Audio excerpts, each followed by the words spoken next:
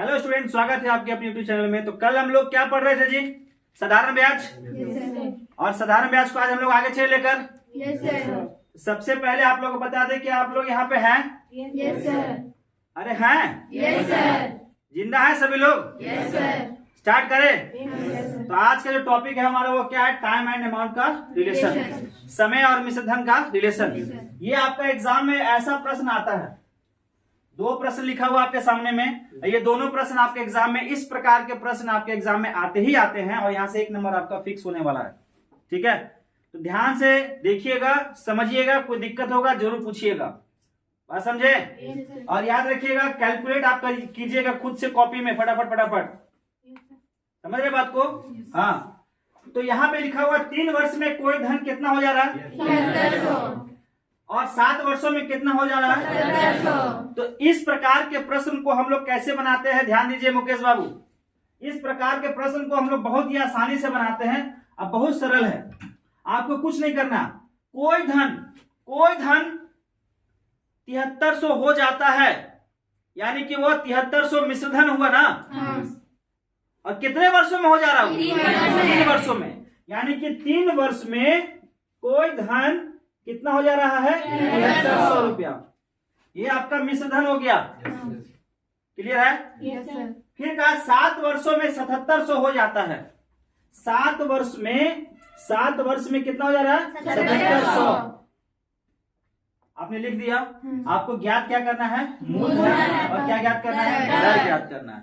तो बस बहुत ही आसान है। आप इस दोनों वर्ष का और इस दोनों मिश्र धन का आप क्या लेंगे? अंतर ले लेंगे। क्या लेंगे? अंतर ले लेंगे। तो यहाँ पे 4 वर्ष हो गया और यहाँ पे जब घटाएंगे कितना हो जाएगा? 400। अब मेरा प्रश्न आपसे है कि यह 4 वर्षों में ये 400 ये क्या है बताइए? करण क्या है बताइए? अरे ब्याज है। ये 4 वर्षों में 400 ब्याज, ठीक है ना। तो आप किसी भी के साथ भी जा सकते हैं, 3 वर्ष के साथ भी जा सकते हैं और 7 वर्ष को भी उठा के बना सकते हैं। लेकिन हम बनाएंगे 3 वर्ष का, क्योंकि ये बहुत नजदीक है ना हमारे लिए। तो जब 4 वर्षों का 400 ब्याज, 4 वर्षों का 400 ब्याज, तो बताइए करण कौन है? करण बताइए, 1 वर्ष में कितना ब्याज? 100। हमको कितना वर्ष तक जाना है? 3 वर्ष। यानी कि 3 वर्ष में कितना ब्याज? 300 होगा। ये क्या हो जाएगा? ब्याज हो जाएगा। अब ये 7300 क्या था? बोलिए क्या था? ये अमाउंट था, हाँ ना? बताइए पंकज जी, अमाउंट 7300, ब्याज आपका 300। प्रिंसिपल कैसे निकालेंगे? किसको किससे माइनस करेंगे? 7300 को माइनस करेंगे 300। यानी कि प्रिंसिपल निकालने के लिए आपको क्या करना होगा? Amount minus SI। यानी अमाउंट कितना है? 7300। SI कितना है? 300। यानी प्रिंसिपल कितना हो गया? 7000। प्रश्न के हिसाब से आपका प्रिंसिपल कितना हो रहा है? 7000 हो रहा है। और ये आपका प्रश्न में पूछा गया था कि मूलधन बताइए, तो मूलधन आपका कितना हो गया? 7000। बोलिए समझ में आया? अब आगे चलते हैं। तथा दर बताना, हमको रेट बताना है। रेट बताना है ना? नीतीश जी रेट बताइए। रेट का क्या होता है? R बराबर, जोर से बोलिए, लाउडली।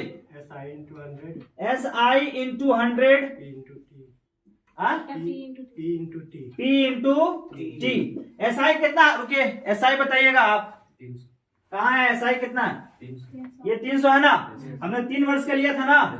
SI कितना? 300 और गुने 100।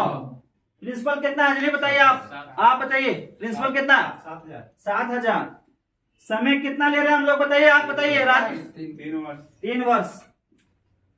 चलिए 0 0 0 0 0 0 कट गया और ये 3 कट गया, तो 10/7 डिवाइड कीजिए फटाफट। कितना आ रहा है? 1.42% आपका रेट हो गया। बात समझ में आया? कितने लोगों को समझ में आ गया बताइए? अब फटाक से आप इस प्रश्न को बना सकते हैं। जरा वर्बली बताइए हमको बनाने से पहले। क्या लिखा हुआ? 7 वर्ष में कोई धन 10 वर्षों में कोई धन।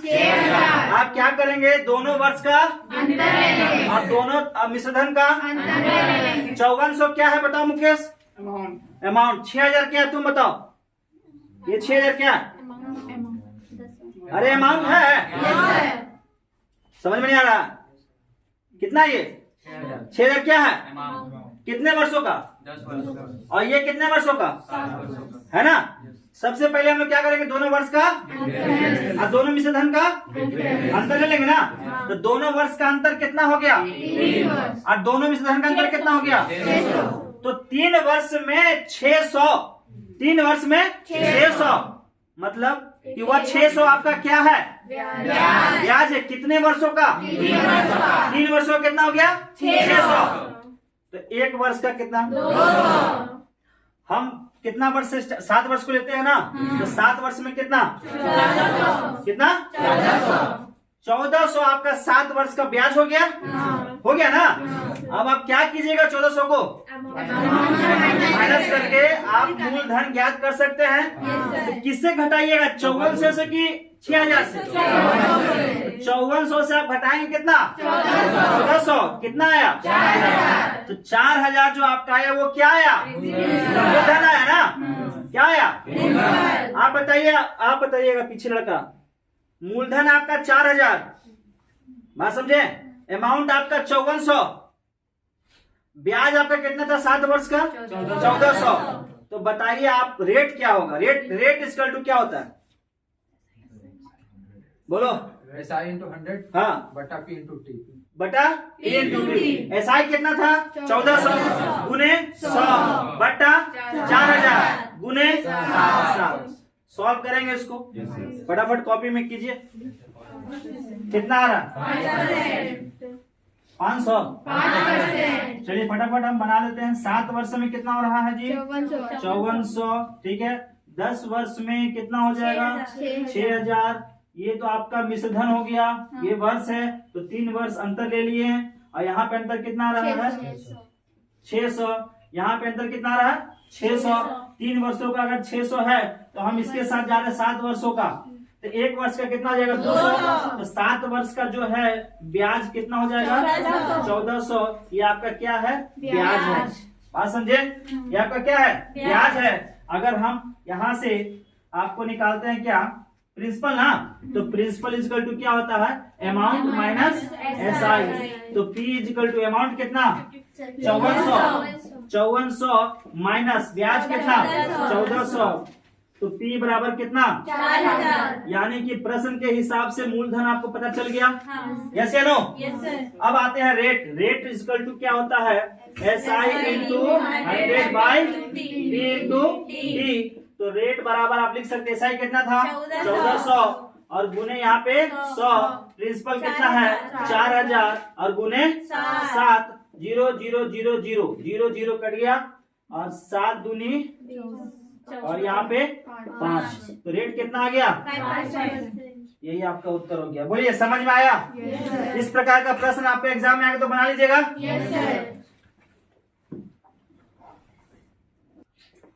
तो चलिए अगला जो हम लोग क्वेश्चन लिए हैं, वो क्वेश्चन आपको जो है, आपका प्रश्न पूछा जाता है कभी कभी कि जब कोई धन जो है n गुना हो जाता है ना, n टाइम्स अगर हो जाता है, तो उसके अकॉर्डिंग आपका जो प्रश्न यहाँ पे दिया हुआ है, 2-3 प्रश्न है, उसको हम लोग पहले देख लेते हैं, उसके बाद इसके कॉन्सेप्ट को हम लोग समझने का प्रयास करेंगे।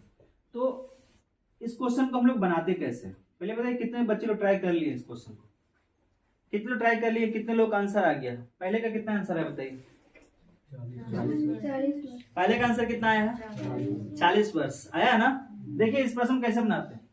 यदि धन 5 गुना हो जाता है, धन कितना हो रहा है? 5 गुना हो जाता है और रेट कितना है? 10%। रेट कितना आपका? 10%। तो समय आपको निकालना है। क्या निकालना है? समय निकालना है। तो उसके लिए आपको कुछ नहीं करना है। आप क्या करेंगे? 100 इंटू n-1 बाई क्या लिखेंगे? R। बात समझे? समय बराबर 100 गुने n-1 बाई R, क्योंकि हम निकाल रहे क्या यहाँ पे? अभी समय निकाल रहे हैं। बात समझ रहे हो? समय बराबर 100 गुने n-1 बाई R। n क्या? तो n यहाँ पे ये देखिए क्या हो रहा है? ये 5 गुना। बात समझ रहे हैं? तो यहाँ पे आप लिखेंगे 100 इंटू n का कितना 5 माइनस 1/10। तो यहाँ पे हो जाएगा 100 गुने 4/10 और ये कट गया 10 बार में, यहाँ कितना आ जाएगा 40 वर्ष। यही आपका क्या हो जाएगा उत्तर हो जाएगा। बात समझे? ये आपका हो गया क्या टाइम इसको नोट कीजिए।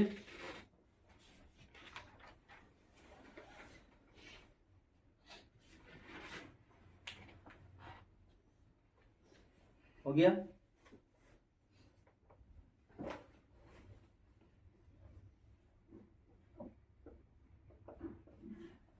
चलिए अगला प्रश्न जो है, कभी भी आपसे कहा जाए प्रश्न में कि गुना कितना गुना, कोई धन कितना गुना, यानी कि n फाइंड करना, आपको क्या करना है n निकालना है, और रेट आपको दिया हो, समय आपका दिया हो, और धन कितना गुना हो जाता है कि n आपको क्या करना है यहाँ पे निकालना है, तो आप क्या करेंगे n-1 इंटू RT/100। यही होता है, यही होता है ना, RT/100 n बराबर RT/100 होता है। n-1 बराबर RT बाई क्या होता है 100 होता है। तो n-1 यानी कि n तो आपको निकालना ही है, -1 बराबर r कितना 5 और गुने समय कितना 20 बटा क्या 100 होगा। अरे होगा, काटिए इसको, पूरा कट गया, कट गया।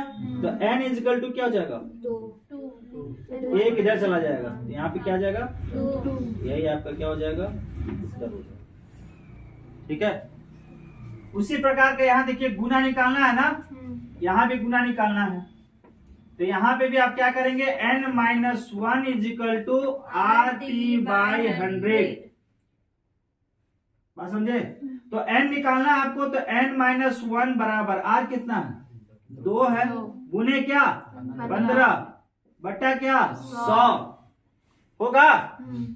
काटिए, तो काटिए फटाफट, यहाँ कट गया कितना बार में 50 बार में, यहाँ पे 3, यहाँ पे 10, यस या नो। तो यहाँ पे आ जाएगा n-1 इजिकल टू 3/10। अब यहाँ गुना में जाएगा, गुना में जाएगा नहीं ना, नहीं ना, किसमें हो जाएगा ये प्लस में जाएगा। तो n बराबर क्या हो जाएगा फिर n इजिकल टू क्या हो जाएगा +1। इसको सॉल्व कीजिए फटाक से। तो n बराबर कितना हो जाएगा 10 से कम 10 और यहाँ 3 जोड़ दिए, कितना हो गया 13 बटा 10। तो यहाँ पे क्या आ जाएगा 1.3, यही आपका क्या हो जाएगा। ठीक है, पहले इसको नोट कीजिए, तो उसके बाद हम लोग चलते हैं। देखिए अभी जो हम लोग जो अभी प्रश्न बनाया है ना, उसका थोड़ा सा कॉन्सेप्ट देख लेते हैं, थोड़ा सा बेसिक चीज क्या है उसको आइए समझते हैं हम लोग। अभी जो आप देखे थे ना, यदि धन 5 गुना हो जाता है और रेट क्या होता है 10% हो जाता है, तो समय आप निकालिए। तो समय जो आप निकाले हैं, तो ये कहाँ से आया, बात समझ रहे। फिर आप जो आप निकाले हैं क्या यहाँ पे n, ये कहाँ से आ रहा है, तो चलिए इसको हम लोग समझने का प्रयास करते हैं। आप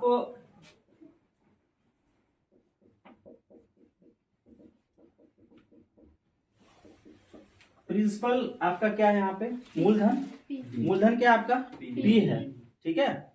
और अमाउंट जो है, अमाउंट मूलधन का अगर n गुना हो जाता है, कोई भी अमाउंट, कोई भी मिश्र धन मूलधन का कितना हो जाएगा n गुना। लाइन समझ रहे हैं? कोई भी मिश्र धन मूलधन का n गुना, ठीक है। तो आप इसको मेंशन कर सकते हैं इस प्रकार से, NP अमाउंट, बोलिए लिख सकते हैं। कोई भी मिश्र धन मूलधन का n गुना हो जा रहा है। ठीक है, तो आप साधारण ब्याज बराबर क्या लिख सकते हैं, NP माइनस P। साधारण ब्याज क्या होता है, P into R into T बटा होता है। और यहां से P को क्या ले लीजिए आप, कॉमन ले लीजिए। तो P को जब आप कॉमन लेते तो क्या निकल के आया, देखिए कुछ खत्म हो रहा है, कुछ खत्म हो रहा है इसमें से, क्या खत्म हो रहा है, P खत्म हो गया। तो आपके पास बचा क्या, R इंटू टी बाई 100 बराबर n माइनस 1 है। देख रहे हैं यहाँ पे n क्या है, n क्या है, n हो गया आपको गुना, यानी कि टाइम्स। r क्या है, रेट, यानी कि दर। और क्या है, t, टाइम यानी कि समय। और समझ रहे हैं, तो यहीं से आप सभी को आप यहां से आप ले सकते हैं, यानी कि 100 इंटू n माइनस 1 r भी ले सकते हैं। अगर आप यहां से t निकालना चाहते हैं तो t इजकल टू क्या लिखेंगे आप, 100 इंटू n माइनस 1 चला जाएगा गुना में, अब बट्टा क्या आ जाएगा, r आ जाएगा।